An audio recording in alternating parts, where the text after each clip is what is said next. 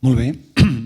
Doncs, primer de tot, agrair les intervencions i la consistència i la pluralitat de les intervencions, el David, el Jesús, la Carme i el Rafa. I ara sí volia obrir torn de preguntes o de debat obert a tots els assistents. Abans ja s'han dit, segurament això és una pregunta més de taula rodona, doncs obertament... Sí, tant. Obertament que surtin aquestes preguntes, debats, crítiques, reflexions d'entre els assistents.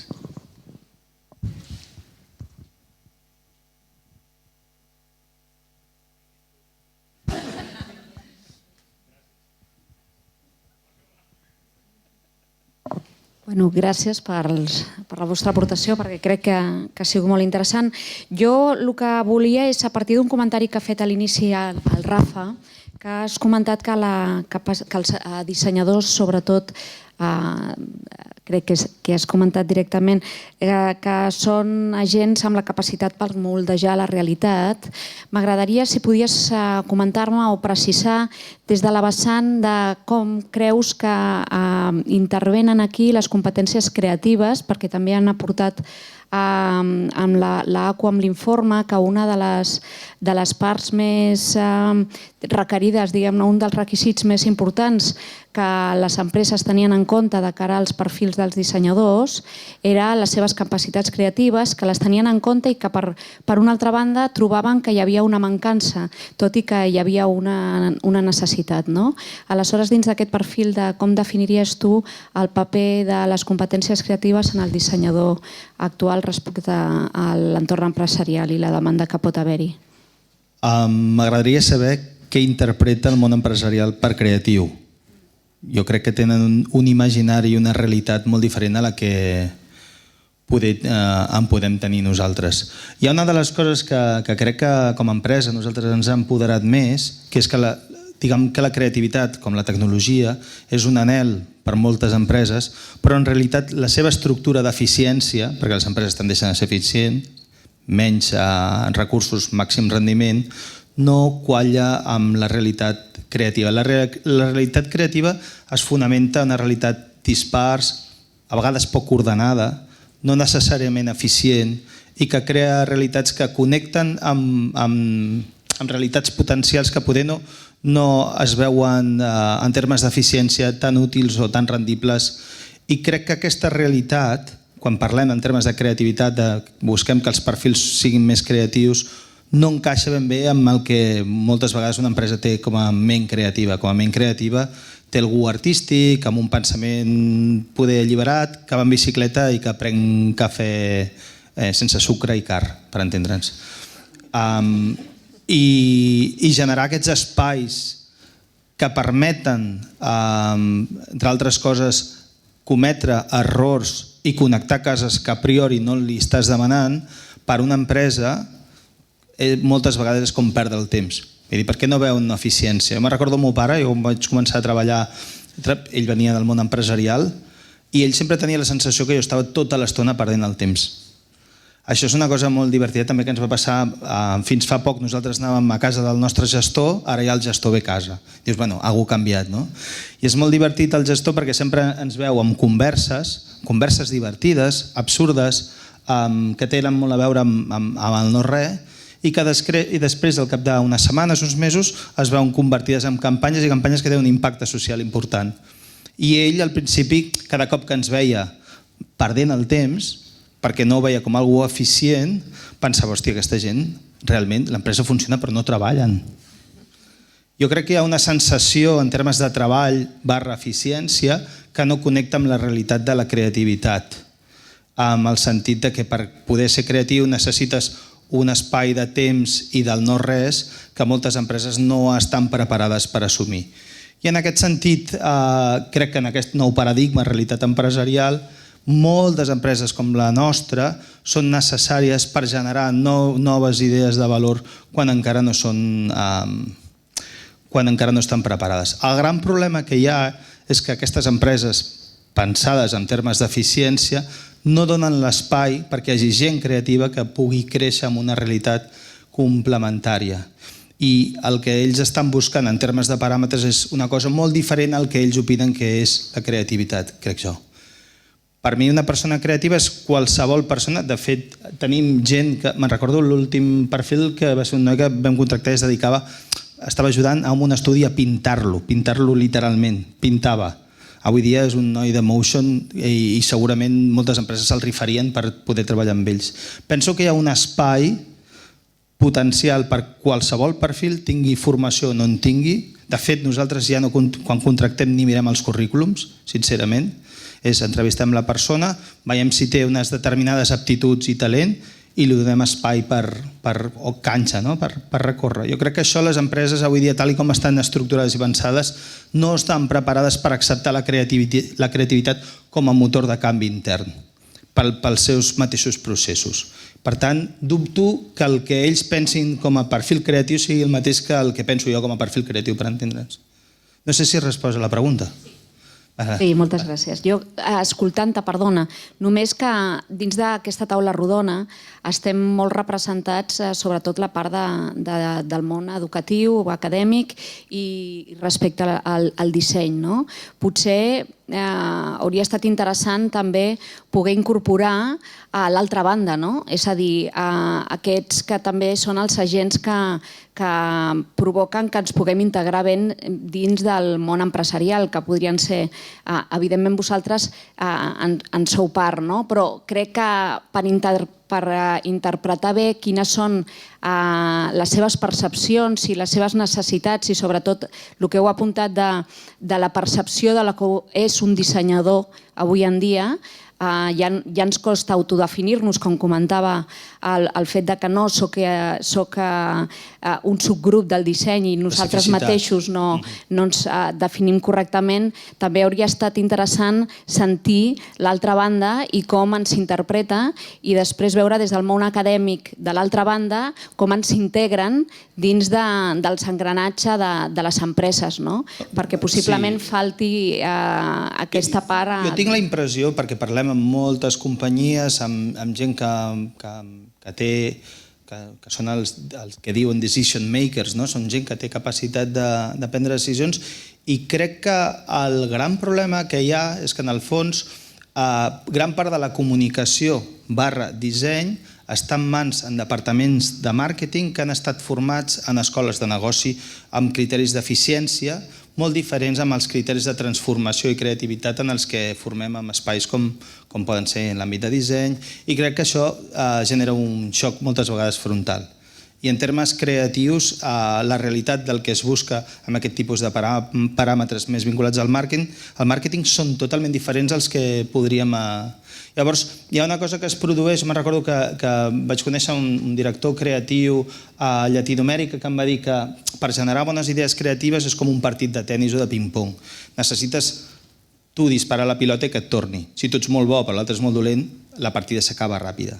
Jo crec que la creativitat necessites això, que a l'altra banda hi hagi algú que en termes creatius pugui generar aquest diàleg i pugui performàticament millorar una idea, perquè al final les idees no són genuïnes, moltes vegades són col·lectives i s'acaben arrodonint a partir de l'expressió i de la comunió conjunta d'un equip. Jo crec que això a les empreses més tradicionals que poden haver-hi no es crea el clima adequat perquè aquesta creativitat flueixi, perquè a més, quan diu un perfil creatiu és com si hagués de ser, no, he fitxat el creatiu, que és el creatiu que pensa per tots en termes creatius. Jo crec que la creativitat és un flux d'energia que es genera a partir del diàleg i de la comunió, no pas que algú tingui idees, perquè moltes vegades aquestes idees són els que deien el típic de les idees de bombero, algú que té unes idees però que realment mai s'apliquen. Crec que si no genera aquest marc és difícil que la creativitat pugui aflorar espontàniament. Gràcies.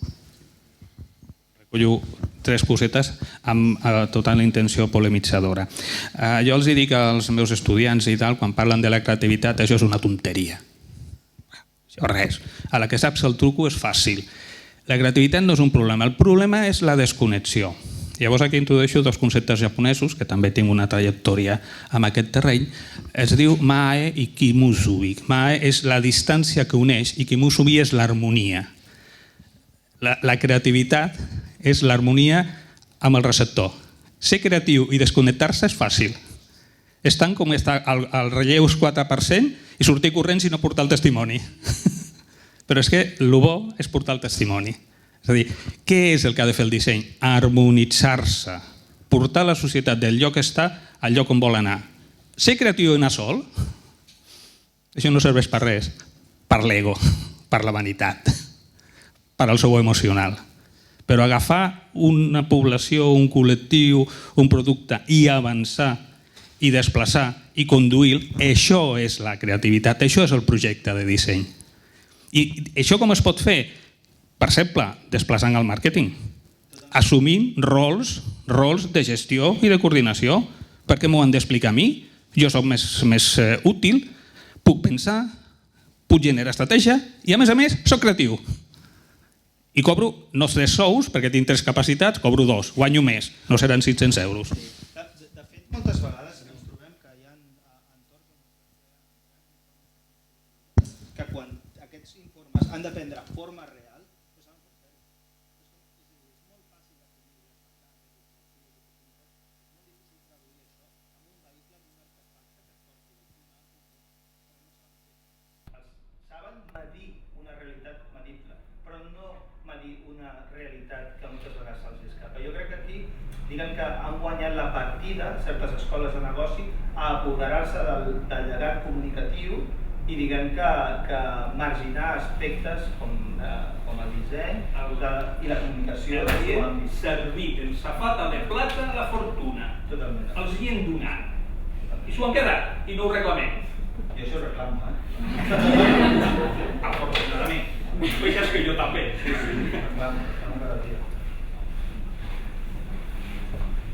Volia fer un comentari en relació a això, una miqueta. Hi ha estructures que no canviarem. Vull dir, el món d'empresa són IS, SADE i es mouen per temes tangibles. Dame un punto de apoyo y moveré el mundo. No, el que sí que hi ha una altra realitat és que això també canviarà. O sigui, està clar que cada cop hi ha gerents, directors generals d'empreses amb molta més consciència. Això és una realitat i d'escola de negocis. Però jo faré un genèric, no? Per mi, sota el meu punt de vista, el que diferencia un dissenyador de qualsevol disciplina. Un dissenyador gràfic que entrés en una empresa d'il·luminació, no per tasques de disseny gràfic, sinó com a persona estratègica, seria segur enriquidora. Segur. Enriquidor per l'empresa. Vull dir, per mi el que diferencia un dissenyador d'una altra part de l'empresa és la seva capacitat estratègica, perquè pensa d'una forma diferent a una persona d'escola de negocis. Perquè no busca una resposta immediata, juga amb els conceptes per trobar solucions que aportin valor. Realment el tret diferencial d'un dissenyador amb una persona que no ho és, sota el meu punt de vista, és aquest. Després, si aquesta persona té una formació específica molt profunda en aquell món, per suposat que portarà encara molt més valor. Això és inevitable. Però el que és diferencial és la manera de pensar. Hi havia una altra pregunta, perdó. Bueno, realment no és una pregunta, sinó una aportació respecte a el que deies, el que comentàveu que la creativitat com a vincle per servir a la societat. Sí que és veritat que a vegades jo com a dissenyadora em trobo en què he de fer una tasca molt didàctica amb els clients a l'hora de fer-los entendre que el fet de voler alguna cosa de disseny o una cosa pensada per ells comporta un factor de risc i d'implicació important per part del client. És a dir, de tenir un compromís amb el que vols i en una societat en què ens demanen que tot sigui per ja i perfecte, aquest vincle entre la creativitat és difícil amb els clients. Llavors, clar, potser també entra aquí una mica el que comentàveu del tema del màrqueting, de la rentabilitat, les coses que han de ser productives, que tot ha de ser per allà, perfecte. Llavors, els dissenyadors, en aquest sentit, han de fer una tasca extra de conscienciar a l'usuari o a l'empresa de que si realment volen el que volen se li ha de donar forma i que això comporta una sèrie de proves i un procés, que és potser una mica el que comentaves tu, Jesús, d'aquesta harmonia, aquest voler arribar al final. Però a vegades també el problema és una mica el de la societat a la que realment prestem un servei. No sé si m'he explicat. Jo, de fet, no la responc a ella, sinó que agafo el testimoni d'ell, que és el tema del... I aquí sí que me'n vaig directament als currículums. O sigui, en aquests moments els currículums formen disciplina, especialitats. No formen a les metodologies que esteu plantejant des de l'empresa. I això sí que ho tenim que tenir en compte i llavors enllaço d'una manera una mica així molt directa amb el que plantejava ella, i és que en el moment en què hi hagi això, hi hagi aquests sistemes i es puguin explicar als entorns, jo entenc que també el client entendrà que hi ha tota una sèrie de processos i que aquests processos tenen un temps i que ell té que tenir ell juga, és un agent no passiu sinó també actiu, perquè possiblement també el dissenyador podrà explicar. O sigui, el dissenyador que formem ara dintre del que és les especialitats ve del que és la societat industrial, mentre que el dissenyador que actua ara viu a la societat postindustrial i viu en una societat, com deia fa un moment, incerta, on aquella societat tan maca a partir del 1945 de la societat del benestar hi ha tota una sèrie de valors que en aquests moments estan en crisi, ens agradi o no, i per tant els tenim que afrontar i tenim que veure com. Jo volia preguntar com anem de temps, estem allà al límit. Vaig molt ràpid, però és que abans hem estat aquí baixant així entre nosaltres i vull compartir el cotilleo. Jo vaig a la metgessa i la metgessa em diu que et fa mal. I jo m'humilio i li explico, mira, és que aquí i tal. Li estic donant poder.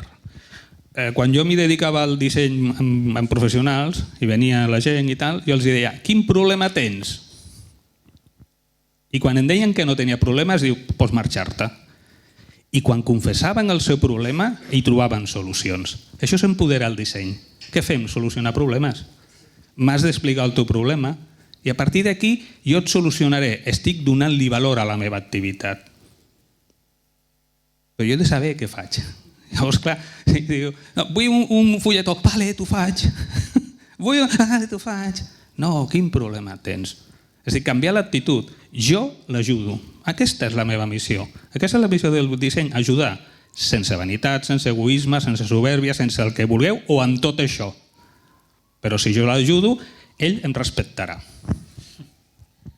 Molt bé. Doncs jo, si us sembla, agraeixo de nou a tots els participants de la taula la seva aportació i dono pas a l'última fase ja de la sessió d'avui. Moltes gràcies.